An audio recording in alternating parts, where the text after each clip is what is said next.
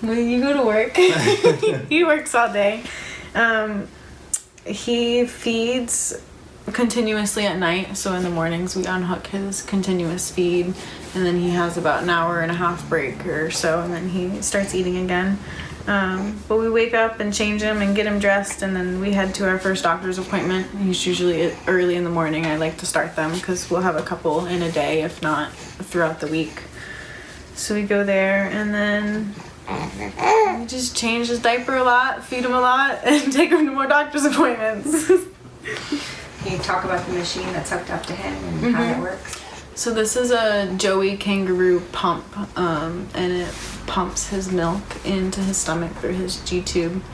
And he's on a continuous feed at night, so he gets all of his food all night. We don't have to get up and change the bag or anything, so that is awesome. And that keeps him sleeping more throughout the night because he doesn't wake up because he's hungry. He'll just sleep all night, and that's awesome. When he does wake up in the night is when he's when he's in deep sleep, he has trouble swallowing, and he'll wake up. The alarms will wake us up, and we have to suction him out with the machine. But that's normally only the time we use the suction machine. Right now is at night, but it's about 3 or 4 times a night. And then he'll go right back to sleep, and that's about it. He makes some scary noises at night that have startled us a couple times. Like after the alarm will go off, we'll make sure he's not purple or anything. But the scariest thing is when he's not making any noise, when his eyes are wide open and he's arching his back and just can't, he's choking and he just can't catch his breath or anything. So we have to like shoot up and like, you know how you like burp a baby, like throw him over your back. We have to like break up all that and then suction him. But that's like the scariest thing at night is when he's not making any noises. But he's wide awake. And but he's wide awake because he's just like stuck, like he's choking and just can't. And half his face will get bright red. Bright red. How often does that happen? Like once a night. Yeah, like it's scary. Yeah. The night times are the hardest. He sleeps a lot, but when he's up. He's up. And then he'll go right back to sleep. It's like when he's in a deep sleep. I can't let it affect me because it'll affect him, so I try and just not focus on that. Being told what the outcome was going to be, it's hard to get angry. Like, I feel like we've been blessed with beating the odds of what was going to be his, supposed to be his outcome. I know we still have some challenges, but it's hard to get angry because we were at such a rock bottom in the hospital that they told us the first day of life that we weren't gonna get to keep him. So to go from there to bringing him home. About 10 days in, we were told that we should expect to take him off the breathing machines, and that we had the weekend to say goodbye and prepare ourselves. So, being angry now is not an option. It's not. We feel blessed, but no matter what happens, we're here. We were nervous and we're scared about what his outcomes are going to be, but we're going to be there for him. So. Are you dancing? We were pretty excited, I'm not going to lie.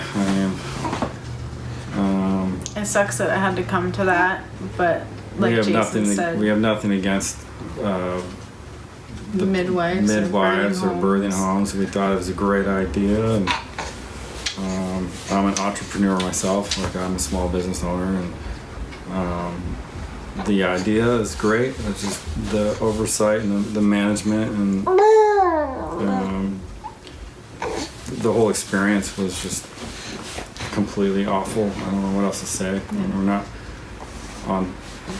We're not trying to blast them, or we haven't been blasting them at all, but there definitely needs more protocols and more experience in line before someone can be in that position to mess up so much. And having, like Jason said, no adult in the room. No adults in the room. The person delivering your baby should be an adult. You should trust them. What would you guys, recommend if you could to make the experience safer for everybody? There needs, I don't really know what I'm talking about, but I would feel like it needs to have some kind of state regulation or oversight, and I feel like there needs to be 10 times tests more that schooling. need to be done, and people need to be qualified nurses. I mean, I always thought that a midwife was supposed to be a qualified nurse. I'm finding out later that it's nothing like that. They're not even respected medical professionals. So that, says it all in itself. If you go talk to a nurse or a doctor in labor and delivery and then compare their credentials to Jordan, that's not okay. That's not cool. And that's a shame, because there are midwives out there that go through 8 years of medical school that get thrown in the same category on these people that take a 8-month course and call themselves midwives. I don't know how the state let this happen. How do you call yourself a birthing home when you're unqualified to help give birth to a human being? Like I said, I like the idea of birthing homes. Yeah. I feel like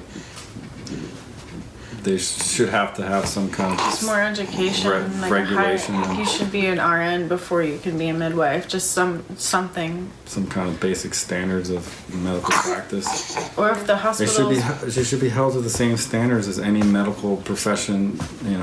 Any hospital or if the hospitals were more welcoming of natural births and water births and bringing a midwife into the hospital. When we got to the hospital because of this.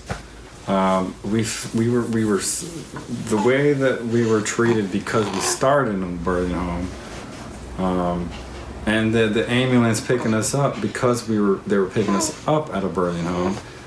It was 30 minutes of the two entities trying to figure out who had jurisdiction. Could have been crucial. Those 30 minutes could have been crucial. It took him an hour and a half to get him out of Paris because nobody wanted to step on the other one's toes, or nobody works together, and when we get there they looked at us like we were out of our minds for even trying to have a baby at a birthing home. But I just know that the hospitals, they push that epidural, they push not squatting or not your rights, what you're allowed to do, they push that not happening. And I think if the hospitals were more welcoming of natural moms who wanted to come in and sit in a tub. And I know they have some rooms, but it's also first call, first come, first, and if there's just one. It's not like there's midwives that you're allowed to just bring to the hospital and have this beautiful natural birth. But there's people there if there's an emergency or if you need someone. But women should be able to labor how they want, so one of the sides needs to change, whether it be the hospitals or the birthing homes or whatever, but...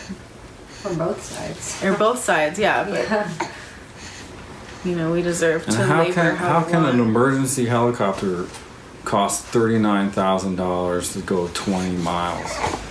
Like, how is that a thing? $39,000 for a 10-minute helicopter ride just to save someone's life costs $39,000. Just from being in the hospital when he was in the NICU. $700,000 right now is the hospital bill. That's none of his appointments since he's been home. We've gone back to St. Pete twice. That's 6 weeks in ICU. It's $700,000. The deductible, we're on the hook for almost $14,000 so far. Obviously that's way better, but...